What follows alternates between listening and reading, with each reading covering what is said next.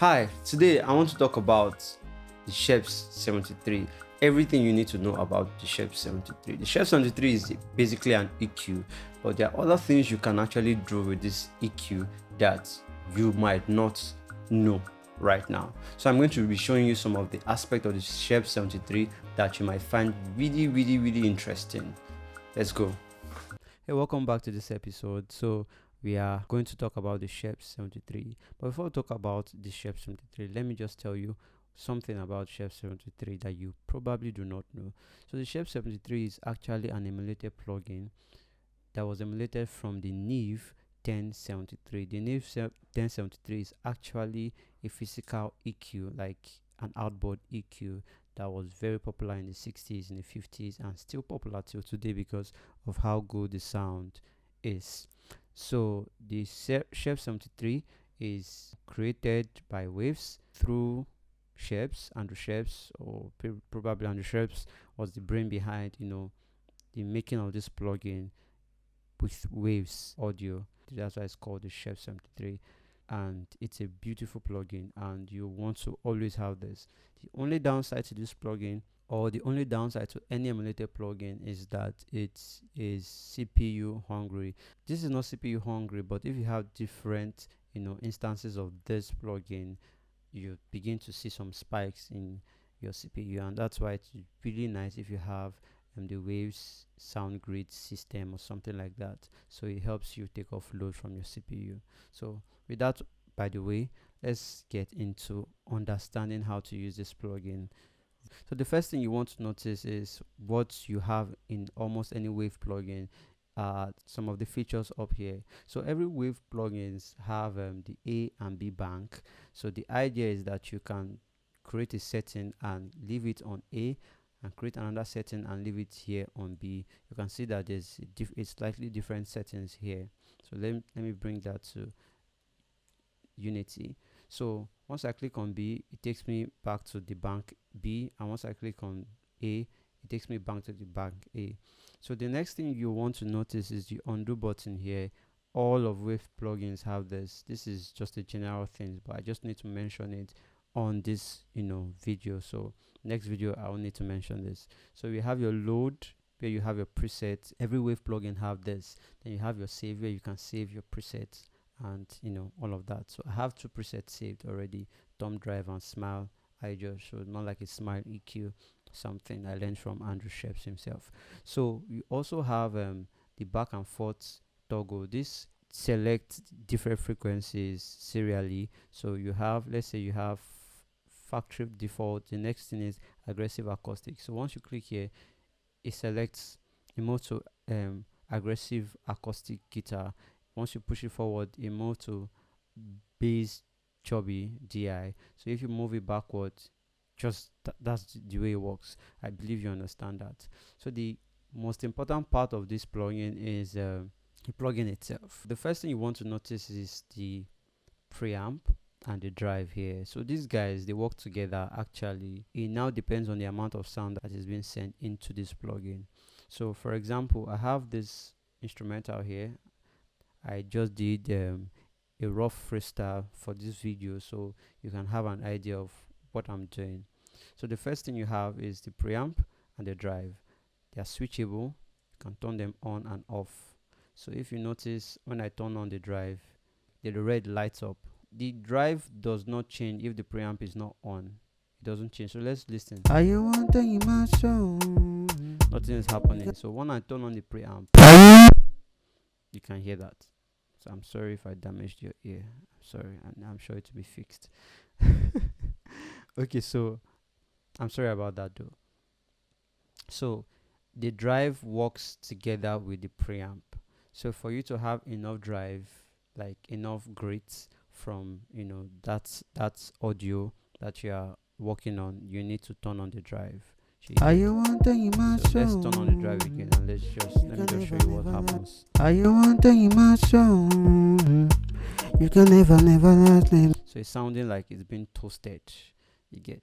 So that's for the drive, and that's for the preamp. So the next thing we have to talk about are the 3 EQs and the 4 filters. Yes, And to me, I see these EQs as filters basically, because there's a high frequency that has a high shelf, filter, and it has a button to turn that band on or off.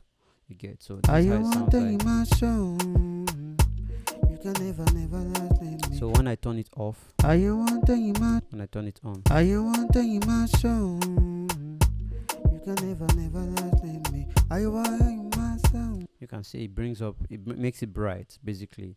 So the next thing is the mid frequency. The mid frequency basically has a bell filter. So the bell filter is very selectable compared to the high frequency. The high frequency is just one band, which is at 12k.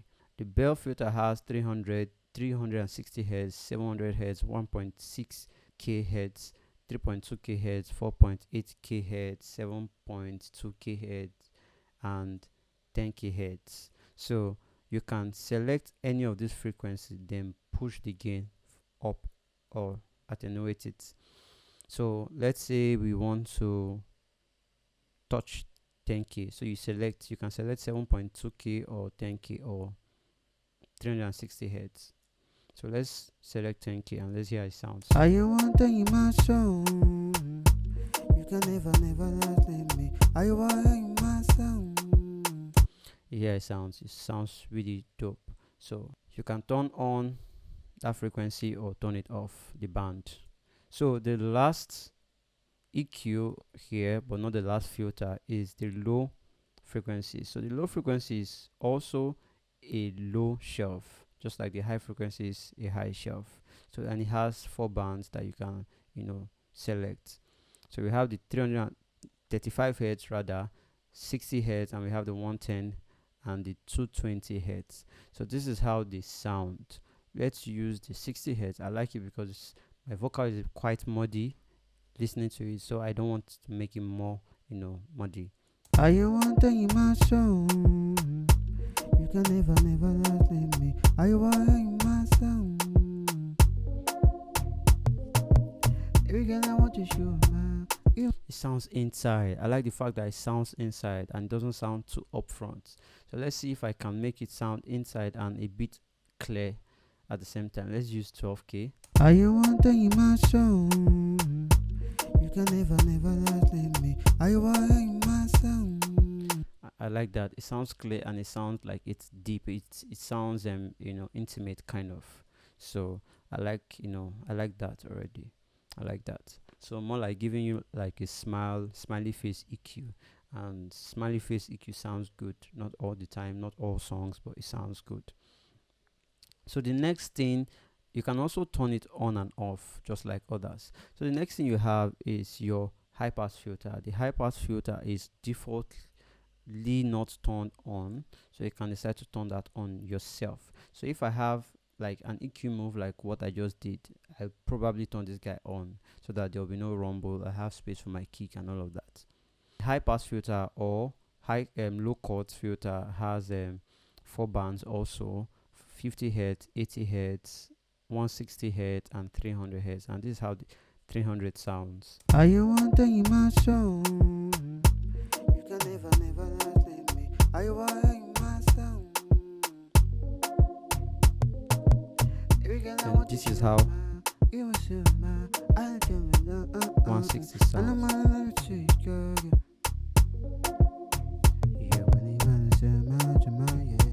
This is how 50 sounds. So my voice is not up to 50, so I'm sure you know that I can't produce that frequency with my vocal. I just can't. Maybe some people can, but I can't. So I believe you understand what I just showed you guys now. So the next thing you want to know is the phase. So the phase is you use when you have more like polarity kind of. So you want to switch between plus minus or minus plus. That's the idea, especially when you are EQing like a kick in and out, or like a snare in and out, top bottom rather, and all of those stuffs. So when you have two source instruments, two microphones, and they are affecting the same source or probably different sources, so there's possibility for phase cancellation to happen. So when you have that, you can turn on this phase to switch the polarity, I guess. So that's basically it. Then the next thing you need to know is the VU meter. The VU meter here is very, very important because you need to know at what level signal is coming into this plugin and at what level signal is going out of this plugin. It's very, very important. So especially when you're gain staging. So by default, it stays on output. The signal you're seeing here is the output. Are you wanting my soul? You can never, never let me. Are you wanting my soul? It's a healthy signal, so I think I like it. So but this is the output, not the input. So now let's check the input. Are you wanting my soul? You can never, never let me. Are you wanting my soul? That's why we have the input fader and we have the output fader. So if I want to push this input more, are you wanting my soul? You can never, never let me. Are you wanting my soul? see it's louder. Are you wanting my soul? And this, you can also use this in order to drive more signal into your inputs, your preamp or your drive. You get, so that helps a lot. You also have the output signal. Are you wanting my soul? You can never, never let me. Are you wanting my soul? That's basically it. So but there's something I like to do if I don't want the signal to sound distorted, or I want to sound clean, I want to maintain balance. I put them on Unity and have the link on button, and while I push the inputs, the output comes down, so it has a balance in terms of there will be no additional volume to the sound. Are you wanting my soul? You can never, never let me. Are you wanting my soul? So you see that it's similar. Every girl I want to show, man. Every girl I want to show. Every girl I want to show, man. Every girl I want to show. Every girl I want to show. Every girl I want to show. Still the same, nothing changes. So that's where you have your link button. That's why you have the link button. So that's what it does, and I love the fact that it does that. So with the hardware, you probably cannot do all of this like automatically. You have to do them manually. That's why the software feels really good, and you can tweak almost anything here. So that is basically all you have for the Scheps 73. So one more thing that I want to mention is this guy here. This is more like calibrating the meter. Normally you can leave it at 16, 12, or I think it's best to leave it on 18. So it shows you like it calibrates the meter on what the level should be like, what the right level should be like. So the right level is always minus 18 for most plugins. So that's why if you check all wave plugins, you have this at at 18. So I think it's best, you get. So that's all you have for the Scheps 73. If there's something else, I'll make another video about the Scheps 73. But for now, that's all you have. So let us experiment something. Remember I told you I was going to show you something about a picture of what the filters look like. So in case you're new to mixing and filters, there's a difference between this 12K and this 12K. If you notice, the curves are different, you get. So that is why they call them filters, because they have different curves to them, you get. And on the Pro Q3 we have tons of curves, like so many of them. So but I just want to show you why some people prefer to use the Scheps 73 to the Pro Q3 to achieve a particular effect on their vocal. They are both EQs, but this is just a 3-band EQ, but this 3-band EQ can do some crazy, make out some crazy sounds that you probably cannot get from the Pro Q3. So and one of them is what I want to show you now. Let me EQ this vocal a bit. Let's see how it sounds like with 12K at 4. Let's see at 7. Are you wanting my soul? Before. Are you wanting my soul? Now. Are you wanting in my soul? You can never, never last leave me. Are you wanting my soul? Every girl I want to show my, you will show my. At 35. And I'm on to girl. And I activated my 50 hertz. I don't know what it does, but it sounds good. Are you wanting in my soul?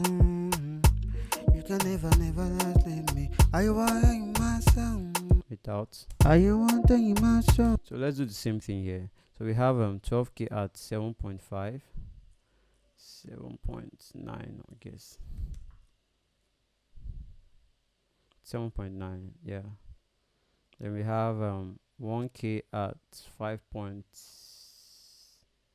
0.2k. No. We have 12k at 5.2 dB. So we have shelf. This is what the high shelf here looks like. This is what the bell here looks like, and this is what the low shelf looks like here.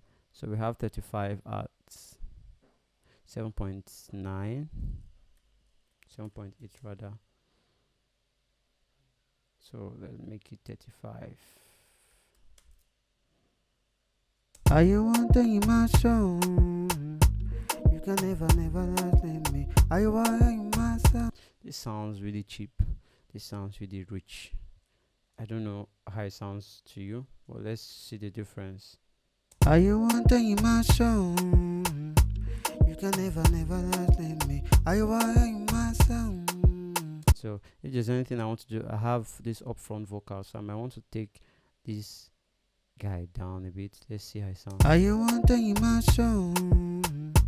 You can. Well, let's take this guy down and do it at 12 or 10k. Are you wanting in my soul? You can never, never last leave me. Are you wanting my soul? Sounds deep. So let's do the same thing here. So this is the bell. Don't forget. So we're going to 10k, and let's do 11. And let's do this. Are you wanting in my soul? Are you wanting in my soul? Sounds close though. Are you wanting in my soul? Are you wanting in my soul? It sounds soft. This sounds soft. It sounds sweet. This sounds a bit harsh. So now the difference could be the bell shape. The difference could be the bell shape. I really do not know. I really don't know the bell shape of this plugin. So, but it sounds close. It sounds really close compared to the 12k. It sounds really close, around 10k compared to 12k. So let's play again. Are you wanting in my soul? You can never, never last leave me. Are you wanting in my soul? Are you wanting in my soul? Are you wanting in my soul? This sounds warm. This sounds. I like the way this guy sounds though. I don't know. This sounds quite cheap, sizzly, and all of that. So that's everything you need to know about the Scheps 73, and I hope that you experiment with the plugin, you learn more about it, and is it the best way you can use it. And last thing, you can turn off this plugin from here. Are you wanting in my soul? You can never, never last leave me. Are you wanting my soul? So that's it. So thank you so much for watching. Please do not forget to subscribe, do not forget to like, and do not forget to follow for the next episode of Waves Plugins.